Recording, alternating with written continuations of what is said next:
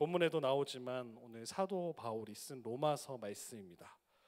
로마서 서신서 중에서 특별히 기쁨에 관해서 바울은 21번이나 강조하면서 그의 편지를 통하여 이야기를 하고 있습니다. 또 기쁨과 함께 계속해서 이야기하는 것은 평안, 화평에 대해서, 평화에 대해서도 43번이나 그의 편지를 통해서 사랑하는 지체들에게 권면하고 있습니다.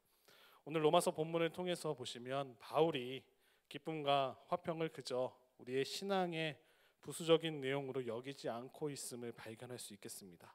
이 둘이 그저 그냥 행복한 감정으로 끝나는 것이 아니라 그가 기쁨과 화평에 관해 무엇을 말하고 있는지 오늘 말씀을 찬찬히 살펴보면서 은혜 나누는 이 시간 되기를 소망합니다.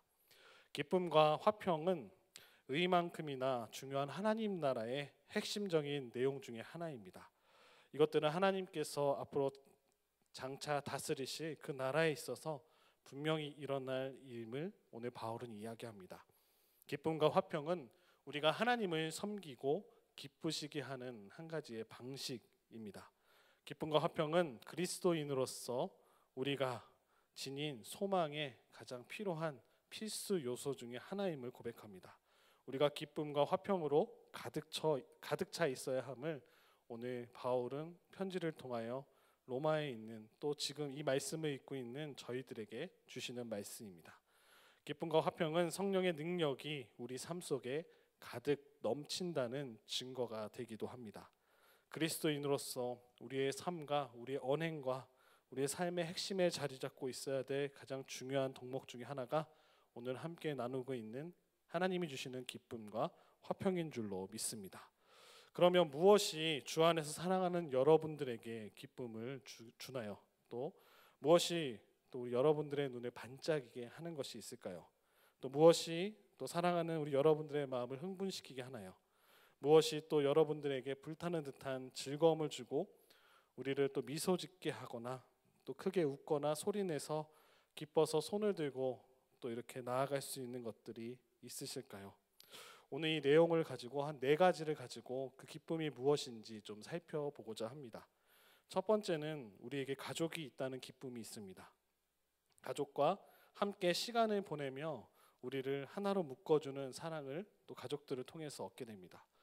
또 가족이라는 큰 범위 안에는 친구들도 들어가게 될 것이고요. 교회 공동체 안에 있는 우리 지체들도 포함될 것입니다. 친한 친구들과 함께 식사를 하거나 차를 마시며 즐겁게 이야기할 때 우리 얼굴에는 기쁨으로 가득 차는 모습들을 볼 수 있습니다. 요즘에는 바이러스로 인해서 함께 모이기가 좀 무섭고 또 두렵기도 해서 또 모이기를 좀 권장하지 않은 상태이기 때문에 지금 예배도 이렇게 드리고 있지만 한 자리에서 예배 드리는 것이 얼마나 소중한지 이번 일을 겪으면서 또 앞에 서서 이렇게 사역을 하는 입장에서 많은 것을 느끼게 됩니다. 이렇게 함께 또 이 모든 일들이 지나가면 저희들이 한 자리에 모여서 예배 드릴 텐데요. 그때 아마 주님 주시는 기쁨을 저희들이 충만하게 누릴 줄로 믿습니다. 두 번째로는 또 축하의 잔치를 벌이는 것이 기쁨이겠죠. 기쁜 일이 있을 때 잔치를 벌여서 나의 기쁨을 나누고 또 함께함을 또 저희들이 살펴볼 수 있겠습니다. 정말로 좋은 소식을 들었을 때 또 예상하지 못했거나 간절히 마음 가운데 소원했던 그런 소식들을 듣게 됐을 때 기쁨이 넘쳐나게 됩니다. 그런 기쁨은 그 다음에 축하로 바뀌게 되죠. 사랑하는 사람이 또 아팠다거나 또 병원에 입원했는데 수술을 잘 마치거나 또 심각한 병에서 잘 회복되었다는 기쁜 소식을 들었을 때 너무나 감사하고 또 축하하게 되는 일들을 저희들이 살펴볼 수 있겠습니다. 이러한 일들이 있을 때 우리는 기쁨이 넘친다라고 이야기합니다. 또 세 번째로는 우리에게 믿음이 있다는 것이 바로 기쁨이라는 것이죠. 교회에서 다른 성도님들과 또 하나님을 예배할 때 우리는 기쁨으로 충만해집니다. 지금은 함께 모이지 못하여서 우리의 가정에서 이렇게 또 영상을 통하여 함께 예배드리지만 영상 속에서 보이는 반가운 얼굴들을 통해서 앞에 우리 또 찬양을 함께 하셨던 세 분의 목사님의 얼굴도 볼 수 있고요. 또 이렇게 반가운 얼굴들을 통해서 잘 계시는구나 라는 것도 느낄 수 있을 것입니다. 근데 저희가 한 자리에 모여서 나중에 예배드릴 때 하나님의 말씀과 또 찬송가를 통해서 또 복음성가를 통하여서 이런 음악들을 통하여서 또 가사가 우리 마음 가운데 기쁨을 주고 참된 평안과 위로를 줌을 살펴볼 수 있습니다. 하나님께서 용서하시는 그 은총과 은혜가 날마다 날 감싸주시고 인도해 주신다는 그 사실만으로도 기쁨을 주십니다. 믿음이 있는 것이 바로 기쁨입니다. 마지막으로 우리가 장차 올 그 나라가 있다는 것이죠. 미래가 있다는 것이 기쁨이 됩니다. 밖으로 나가서 이 모든 만물을 창조하신 눈에 보이지 않는 바이러스로 인하여서 저희들은 위축되어 있지만 가까운 안양천만 나가서 보더라도 정말로 날씨가 청명하고 맑고 봄이 오는 소식들을 많은 모습들을 통해서 보게 됩니다. 하나님이 지으신 이 모든 만물이 얼마나 아름다운지 저희들이 살펴볼 수 있고 또 그것을 통해서 기쁨을 얻게 됩니다. 또 날마다 감사하게 되죠. 하나님에 대한 감사로 충만한 것이 바로 기쁨으로 표현되어집니다.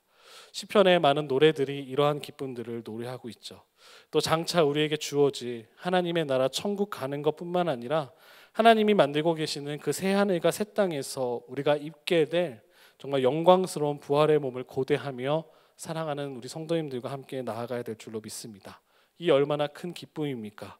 그것은 영원하고 소멸되지 않는 하나님의 크신 은혜가 있는 줄로 믿습니다. 이 모든 네 가지 모두가 우리의 일상적인 삶에서 기쁨을 누리는 성령의 열매로서 우리의 삶과 우리의 마음을 채우는 그런 기쁨으로 적용할 수 있을 것입니다. 구체적으로 앞서 말씀드렸던 네 가지를 좀 더 살펴보고자 합니다. 우리에게 첫 번째로 가족이 있다는 것이 기쁨이라고 말씀을 드렸는데요. 우리는 혈육뿐만 아니라 우리 공동체 안에서, 특별히 계명교회 공동체 안에서 서로 형제요 자매입니다. 오늘 본문도 살펴보시면 바울은 자신의 편지를 읽고 있는 성도들에게 기쁨과 또 화평으로 충만하기를 기도하고 있습니다. 당시 로마에 살고 있었던 그리스도인들 사이에는 예수를 메시아로 믿게 된 유대인들도 있었고요. 또 완전히 유대인이 아닌 외부에서 들어온 이교적 배경을 가지고 있었던 이방인들도 함께 섞여 있었습니다. 그래서 바울은 로마서 14장과 15장에 걸쳐서 그들에게 서로를 받아들이고 서로를 환영하라고 권면하고 있습니다. 왜냐하면 하나님께서 그리스도 안에서 그들을 받아들이셨고 그들을 한 백성으로 만드셨기 때문이라고 바울은 고백합니다.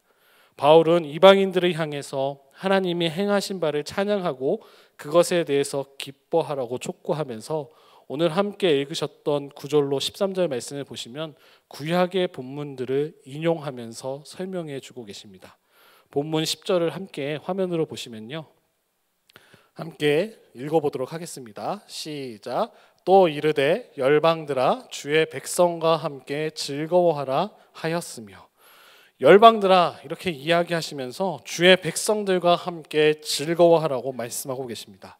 이 말씀은 신명기 32장 43절 말씀을 인용한 말씀입니다. 왜 바울은 로마에 살고 있었던 이방인 그리스도인들에게 기뻐하라고 권면하고 있을까요? 그들이 또 무엇에 관해서 기뻐해야 되는지 말하고 있을까요? 그들은 이제 완전히 새로운 가정 안에 들어왔기 때문입니다. 그렇기 때문에 기쁨으로 충만함이 있어야 한다고 오늘 바울은 권면합니다. 주 예수 그리스도와 죄인을 화해시키신 그분의 죽으심과 십자가의 죽으심과 부활 때문에 이제 우리는 완전한 새로운 관계를 맺게 되었다. 그러면 너희는 기쁨으로 충만하라 라고 권면하고 계십니다. 또 바울은 에베소에서 있는 이방 그리스도인들에게 이 점을 더 강조해 주고 있습니다. 말씀 에베소서 2장 12절 말씀을 보시면요. 그때 너희는 그리스도 밖에 있었고 이스라엘 나라 밖의 사람이라. 약속의 언약들에 대하여는 외인이요 세상에서 소망이 없고 하나님도 없는 자이더니 그들은 모든 면에서 소외되어 있다고 오늘 바울은 이야기합니다. 멀리 있었던 사람들이 이제는 가까워졌다고 이야기하고 있죠. 밖에 있었던 사람들이 안으로 들어올 수 있게 되었음을 오늘 에베소 말씀을 통하여서 바울은 강조합니다. 그러나 바울은 그들이 성령을 통하여서 하나님이 거하시는 공간이 되었다라고 이야기해주고 있습니다. 배경이나 상황, 지금까지 어떠한 삶을 살아왔던 것이 중요한 것이 아니라 이제는 그리스도인들이 예수 그리스도 안에 속함으로써 완전히 새로운 가족, 새로운 가정을 이루었다고 오늘 이야기하고 있습니다. 사람들이 그리스도 예수께 속해 있을 때 그들이 하나님의 백성 가운데 새로운 가정의 기쁨을 누릴 수 있게 된다는 것을 오늘 이 기쁨을 통하여 이야기해 주고 있습니다. 이것이 갑자기 모든 것이 좋아지고 밝아진다는 것을 뜻하는 것은 아닙니다. 그것이 모든 깨어짐을 치유하거나 모든 문제를 해결하지 못할 수도 있습니다. 그러나 망가지거나 결핍된 인간의 가정의 슬픔과 고통과 갈등 속에서 예수 그리스도를 통하여서 이제 새로운 하나님의 가족 구성원이 되었다라는 것을 이야기하면서 그 속에서 누릴 수 있는 기쁨을 이야기해 주고 계십니다. 이것이 모든 것이 잘 되기 때문에 느끼는 행복보다 더 근원적인 기쁨이라는 거죠. 우리의 소속 자체가 바뀌었다라는 겁니다. 우리가 어디에 속해 있냐라는 것을 오늘 바울은 이야기해 주고 있습니다. 예수님 때문에 만들어지고 누리는 가족의 관계를 오늘 성령의 열매 가운데 하나인 이 기쁨의 열매를 통하여서 가져다 준다고 이야기합니다. 기쁨으로 가득 차 있는 이야기가 계속해서 예수님도 말씀하시는데요. 첫 번째 이야기가 바로 탕자의 비유에서 나오게 됩니다. 탕자는 부모님을 떠났습니다. 자신의 재산을 요구하고 아버지로부터 그 재산을 가지고 먼 타국으로 가서 그 가진 재산을 다 탕진하고 죽기 직전에 아버지의 집으로 돌아오는 모습을 저희들이 살펴볼 수 있죠. 그의 아버지는 유산을 가지고 떠나가서 사실상 자기 가족을 다 버리고 그 가족 속에서 벗어나 외인이 되고 타인이 되었던 그를 다시 끌어안고 가족으로 맞아 주었습니다. 그가 멀리서 온다는 소식을 듣고 신발을 신지 않은 채 달려나아가 그 아들을 안고 회복하고 다시 자기 아들로 만들어주는 탕자의 비유의 모습을 저희들이 말씀 속에서 살펴보았습니다. 그리고 큰 기쁨과 축하가 있었죠. 내가 아들을 다시 얻었다. 잔치를 벌이고 많은 사람들을 초대합니다. 예수님께서도 이러한 오늘 비유를 통하여서 탕자의 비유를 통하여서 말씀하시는 것은 이러한 기쁨을 우리가 누려야 된다는 것이죠. 잃어버린 양과 또 잃어버린 사람들을 하나님께서 찾으셨을 때 큰 기쁨이 있다는 것을 말씀해 주십니다. 또 사도행전 8장에 보시면 에티오피아 내시에 관한 한 관리에 대한 이야기가 등장하게 됩니다. 내시였던 그에게는 가족도 없었습니다. 아들과 딸도 없었을 것입니다. 하지만 이방인이었던 그에게 하나님을 예배하게 되기를 기도하며 나아갔던 것을 살펴볼 수 있겠죠. 그는 이스라엘의 하나님을 예배하기 위해서 이방인이었지만 예루살렘으로 오게 됩니다. 그리고 그는 이사야서가 기록되어진 한 두루마리를 구입하게 되죠. 또 그 두루마리를 읽고 나아갑니다. 그 말씀이 이사야 53장이라고 부르는 말씀을 그가 읽고 있었습니다. 우리 죄를 위해 죽임을 당하여 주의 종에 관한 말씀을 읽고 있었을 때 그 빌립이라는 집사 중에 한 명이 나아가 그에게 그 본문에 대해 설명해주고 그가 정말 간절히 만나고 싶었던 예수 그리스도에 대해서 만날 수 있도록 그를 믿음으로 인도하게 되는 모습을 보게 됩니다. 빌립이 그 다음에 이 에티오피아인에게 가까운 본문이었던 이사야 56장에 관해서도 아마 설명해 주었을 것입니다. 이사야서 56장 5절 말씀입니다. 내가 내 집에서 내 성 안에서 아들이나 딸보다 나은 기념물과 이름을 그들에게 주며 영원한 이름을 주어 끊어지지 아니하게 할 것이며, 이 말씀을 통하여서 다시는 그들은 자신의 가정에서 가질 수 없어도 하나님은 그들의 하나님의 가족 안으로 그를 들어오게 하시고 이 가족의 이름은 결코 소멸되지 않을 것이다. 끊어지지 아니하게 할 것이다. 라는 이름을 주셨다라는 것을 빌립은 그 에티오피아의 한 관리에게 설명해 주었다라는 것이죠. 그리고 이어서 아마도 하나님이 그 관리와 또 이방인들을 불러 그분을 예배하고 그분께 속하게 하실 그 일어나게 될 일도 아마도 이사야서 56장 7절 상반절을 통하여서 권면했을 것입니다. 말씀을 보시면 내가 곧 그들을 나의 성산으로 인도하여 기도하는 내 집에서 그들을 기쁘게 할 것이며, 에티오피아 이 관리를 거룩한 산 그리고 기도하는 하나님의 진인 성전을 방문했었죠. 하지만 누가가 기록하고 있는 이 사도행전 8장 말씀을 통하여서 그가 예수에 관한 복음을 듣고 그분을 믿고 있었던 집사 빌립을 통하여서 세례를 받았을 때 그가 비로소 사도행전 8장 39절에서 이렇게 고백하는 내용이 나오게 됩니다. 내시는 기쁘게 길을 가므로. 그가 진정 만나고 싶었던 그분을 만나게 되는 것이죠. 아마도 나중에 그가 맡았던 일을 통하여서 돌아가지만 그가 예수께 속해 있기 때문에 새로운 가정을 갖게 됩니다. 그것을 통하여 기쁨을 얻게 됩니다. 기쁨으로 그 길을 걸어가게 됩니다.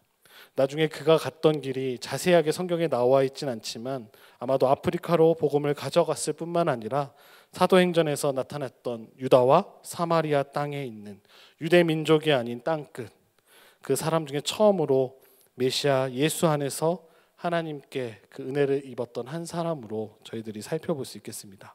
두 번째로는 이 기쁨이 축하의 잔치를 벌이는 것을 통하여서 기쁨의 열매를 주신다는 것입니다. 성령의 열매의 일부로서 기쁨은 신약에 나오는 용어 중에 하나입니다. 또 앞에 살펴봤듯이 바울은 21번이나 이 기쁨이란 단어를 통하여서 계속해서 이 편지를 읽고 있는 성도들에게 권면하고 있죠. 이 말은 또 구약에서도 사용되어집니다. 이스라엘 백성들은 항상 기뻐하라는 명령을 하나님께 받게 됩니다.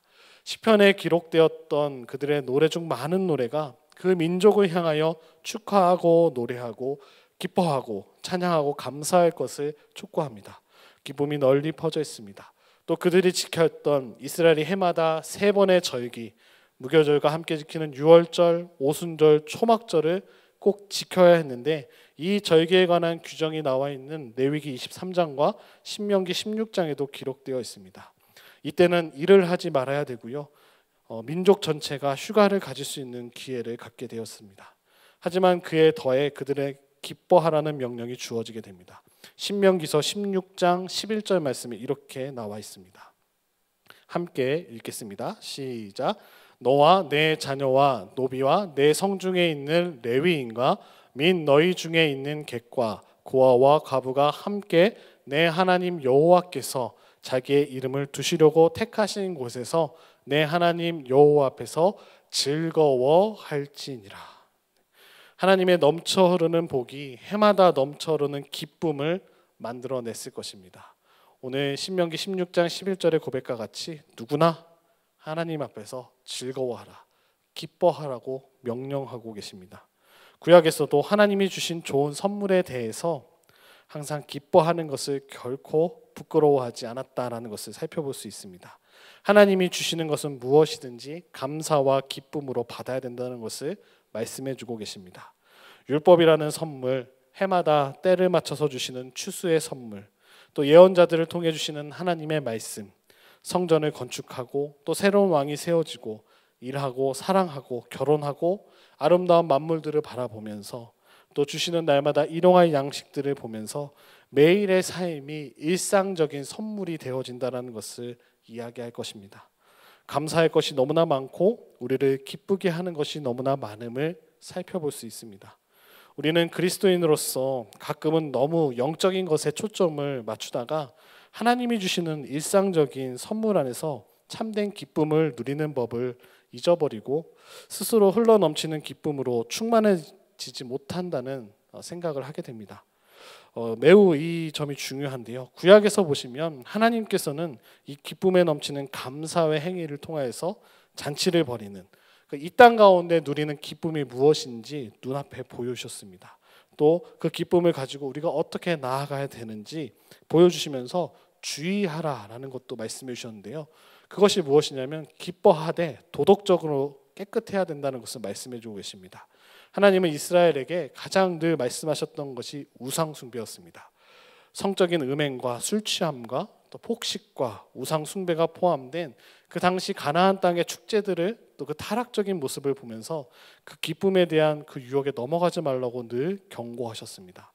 그들에게 이러한 종류는 죄악된 기쁨이죠. 어떠한 결계를 초래했는지 실제적으로 2가지 모습을 성경 속에서 보여주셨습니다. 잘못된 기쁨의 축제가 무엇인지, 첫 번째는 모세가 시내산에 올라갔을 때 그 모습이 나타났습니다. 시내산에서 하나님으로부터 돌판에 새겨진 십계명을 받고 있을 때 산기슭에 모여 있었던 그 유대 백성들의 모습은 광란의 축제가 벌어진 적이 있었습니다. 출애굽기 32장부터 34장까지 기록된 말씀들을 보시면 그들이 얼마나 하나님의 마음을 아프게 했는지 볼 수 있습니다. 또 하나의 모습은 이스라엘이 모압에서 이방인 선지자였던 발람의 계략에 넘어가서 민수기 25장에 나오는 그 음행의 유혹에 굴복할 때가 있었습니다. 잔치가 기쁨이 되고 하나님 주시는 기쁨을 누려야 되는데요. 잘못된 모습이 어떤 것인지도 경고해 주신다는 거죠.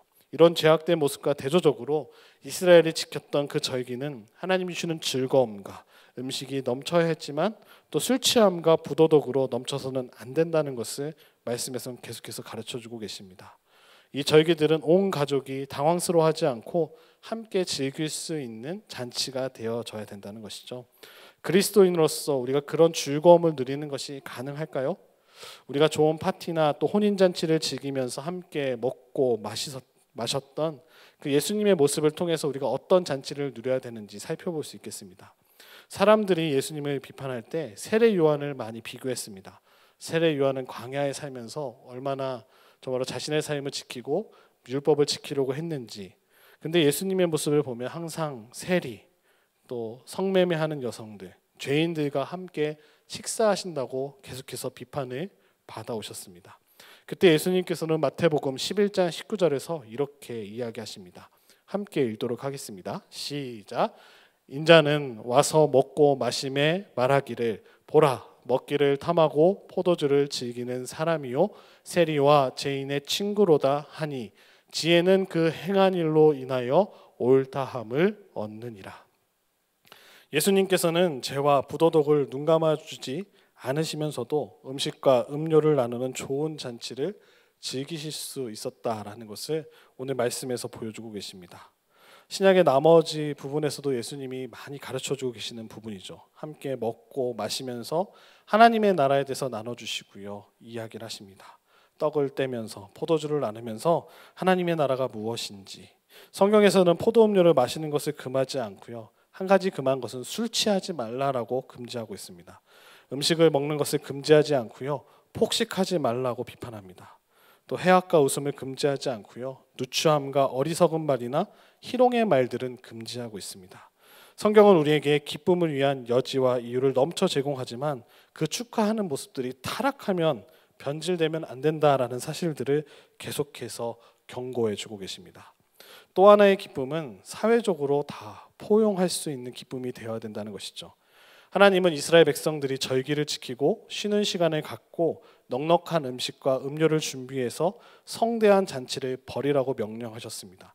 근데 그것이 일부에게만 그 잔치에 포함되는 것이 아니라 그들 아무도 배제하지 않고 누구나 참여할 수 있어야 된다는 사실을 강조해 주고 계십니다. 절기에 관해서 신명기 지침에서도 이를 계속해서 강조해 주고 있는데요. 앞서서 읽으셨던 말씀에서도 살펴볼 수 있듯이 노비들아 힘들게 일하는 동안 이스라엘 가족들만 성대한 축제를 즐겨서는 안 된다는 것이죠. 네. 그리고 또한 토지를 소유하지 못해서 수확할 수 없는 땅이 없는 이들, 레위인이나 외국인들에게 또 자신들의 가족을 부양할 수 없는 사람들, 고아나 가부 이러한 사람들도 다 제외하고 축제를 즐기는 것이 아니라 한 명도 예외 없이 누구나 이 기쁨의 잔치에 참여해야 된다는 것을 하나님께서는 말씀을 통하여서 강조하고 계십니다. 이 말씀이 구체적으로 이루어진 말씀이 느헤미야 8장에 나오는데요. 느헤미야 8장의 말씀을 제가 정리해드리면 이스라엘 백성들이 포로 생활을 마치고 이제 유다로 돌아오게 됩니다. 느헤미야는 그들을 이끌고 예루살렘 성벽을 재건축하게 되어지죠. 그런 다음에 그는 언약을 갱신하는 큰 행사를 하나님 앞에 드리고 잔치를 벌이게 됩니다. 그 행사의 일부로 에스라가 사람들에게 율법을 큰 목소리로 낭독해 줄 때요. 레위인들은 모두 이해할 수 있도록 이것을 번역해 줍니다. 말씀을 히브리어로 듣지 못하는 사람들에게 그 나라 사람들의 언어로 잃어버렸던 말들을 하나하나 통역해 주고 그들이 하나님의 말씀을 들을 수 있도록 설명해 줍니다. 사람들이 아마도 이 말씀을 듣고 엉엉 울게 되는데요. 자신들의 죄와 또 그들이 실패했던 그 모습들에 대한 왜 우리가 이렇게 하나님 앞에 범죄하고 실패했는지 처절하게 반성하고 울기 시작하자 느헤미야와 에스라는 그들에게 울지 말고 하나님과 또 그분의 언약으로 돌아가는 이 성대한 행사를 하게 된 것에 대해 기뻐하라고 말하고 있습니다. 그러니까 한 사람도 빠짐없이 이 기쁨의 자리에 나와야 된다는 것이죠. 느헤미야는 사람들에게 잔치 음식을 즐기며 축제를 벌이라고 이야기합니다. 하지만 동시에 음식과 술이 없는 사람들도 꼭 대접하라고 느헤미야 8장에 보면 나옵니다. 아무도 배제되어서는 안 된다라는 것이죠. 이 기쁨의 잔치에 누구나 참여할 수 있다는 것을 말씀해 주고 계십니다. 세 번째로 보시면 기쁨이 우리 믿음 안에 있다는 사실입니다.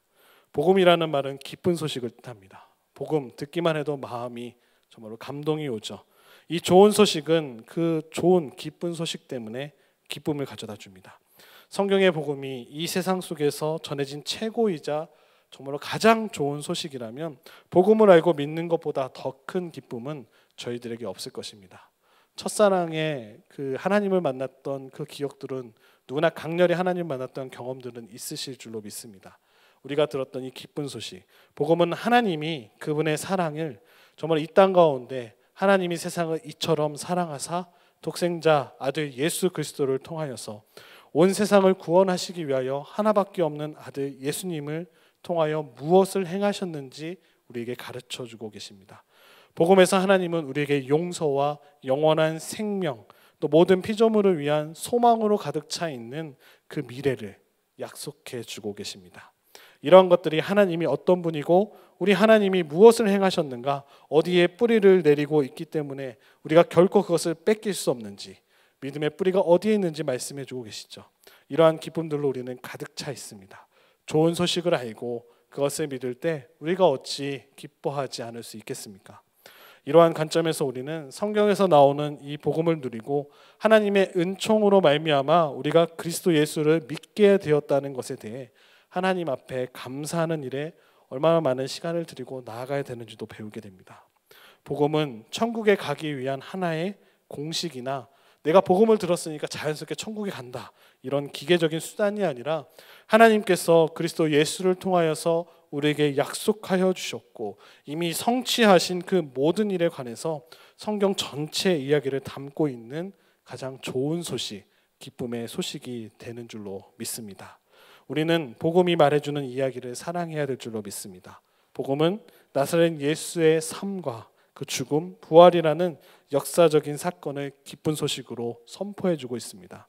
우리는 복음이 주는 확신을 사랑해야 됩니다. 오직 그리스도를 믿음으로 말미암아 우리는 성령을 통하여서 예수 그리스도와 연합되어 있으며 예수 그리스도 안에서 하나님 보시기에 의롭다 여겨질 수 있기 때문입니다. 우리는 믿음으로 의롭다 하심을 입어서 이제는 하나님과 화평을 누리며 더 이상은 정죄받지 않는다는 사실도 저희들이 깨닫게 됩니다. 이 위대한 진리의 약속 속에서 이 믿음이 우리에게 어떤 기쁨을 주는지, 고통과 상실과 사별과 질병과 사고를 경험할 때도, 심지어 교회가 박해를 당하고 순교의 상황 속에서도 우리는 이 기쁨을 누릴 수 있습니다.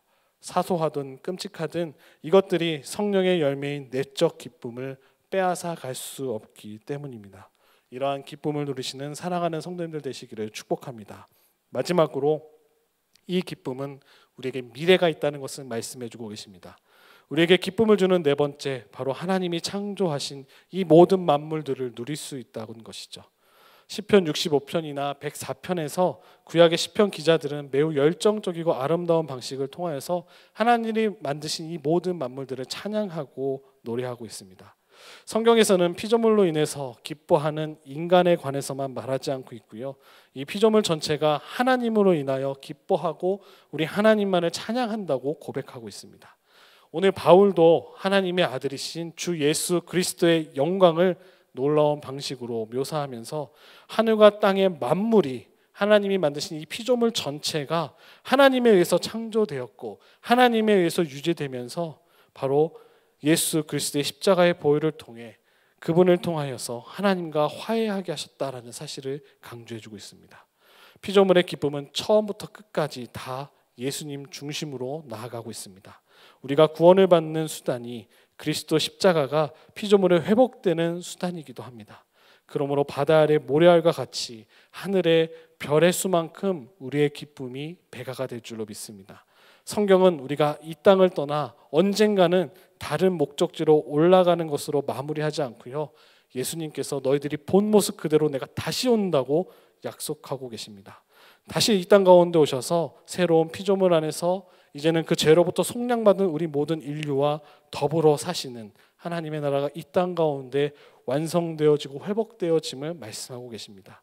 따라서 우리가 피조물이 마침내 하나님의 은총으로 말미암아 속량되어질 때 우리가 결국 피조물의 기쁨을 함께 나눌 수 있고 피조물, 이 모든 만물, 창조된 이 모든 만물이 우리의 기쁨을 함께 나눌 수 있는 그때를 고대하면서 그 기쁨을 경험할 수 있기를 소망하면서 나아갈 수 있는 것을 말씀해 주고 계십니다. 기쁨은 우리 자신을 포함해서 놀라운 소망을 담고 있습니다. 우리 앞으로 장차 올 그 나라를 소망하며 나아갈 수 있게 하죠. 주 안에서 사랑하는 여러분, 기쁨이 하나님의 성령으로 충만하여서 성령의 열매를 맺는 그리스도인의 삶을 이루는 특징이라면 기쁨이 우리의 삶에서 부족할 경우가 왜 그리 많이 나타나는 것일까요? 왜 그리스도인들이 불행한 경우가 그토록 많은 것일까요? 어쩌면 우리가 잊고 있기 때문일지도 모르겠습니다. 우리가 지치고 또 화를 내다가 또 스스로 자기 연민에 빠지기도 쉽습니다. 우리 자신이 성경에 기록된 이 복음의 위대한 진리를 기억하게 만들어야 됩니다. 우리 마음속에 그 진리를 되새김해야 될 줄로 믿습니다. 소가 여문을 먹어 되새김함으로 소화시키는 것처럼 하나님의 말씀을 곱씹어 보시는 여러분들 되시기를 축복합니다. 이 말씀을 통하여서 놀라운 복음의 진리를 믿는다고 말하면서 비참한 마음을 가득 찬 우리의 자신의 모습이 있지는 않습니까? 주변 사람들에게 이 기쁨을 전파하는 것이 아니라 우울한 마음을 전파하는 것이 얼마나 모순된 일이 아닐까 생각되어집니다. 내가 예수님을 믿어서 기쁨이 넘친다라고 말은 하고 있는데 얼굴에서는 근심, 걱정이 가득한, 수심이 가득한 얼굴로 예수님을 전하고 있다면 얼마나 슬픈 일이 아니겠습니까? 우리가 가장 필요한 것은 무엇이냐면 실망을 느끼고 자기 연민에 빠지게 하는 유혹에 쉽게 굴복하기 때문이죠. 그럴 때 우리는 회개해야 될 줄로 믿습니다. 나 자신에게 하나님의 은총의 복음을 다시금 떠올리시고 다시금 되새김질하셔서 내 삶과 생각 속에서 기쁨의 열매가 맺히도록 성령의 기쁨을 달라고 저희들이 기도해야 될 줄로 믿습니다. 그것이 우리의 기쁨에 대한 의심을 들기도 하기도 합니다. 삶은 심각한 문제라고도 우리에게 말할 수도 있겠습니다. 이렇게 어려운데 상황과 환경을 볼 때 정말 이렇게 어려운데 어떻게 기뻐할 수 있는지 우리에게 묻게 되겠죠. 그러나 우리가 예수님을 믿는다는 것은 웃는 이상의 문제일지도 모르겠습니다. 우리의 삶이 성령으로 충만하여질 때 우리의 기쁨이 충만한 마음을 채워주실 줄로 믿습니다. 말씀에서 보시면 성경은 결코 우리에게 말씀하고 계시는 것은 하나님이 우리가 기뻐하기를 원하실 뿐만 아니라 우리에게 기뻐하라고 명령하고 계신다라는 사실입니다. 기쁨이 의무다라는 오늘 이 한마디로 오늘 설교를 정리하고 싶은데요. 기쁨이 의무다라는 말이 좀 이상하게 들리실지는 모르겠지만 이것은 저희들에게 행복한 의무가 될 줄로 믿습니다. 바울은 행복한 마음으로 이 명령을 반복해서 편지를 읽는 이들에게 명령하고 있습니다. 우리가 처한 현실을 기뻐하기 힘든 상황이지만 이 말씀을 순종하시는 모두가 되시기를 축원합니다.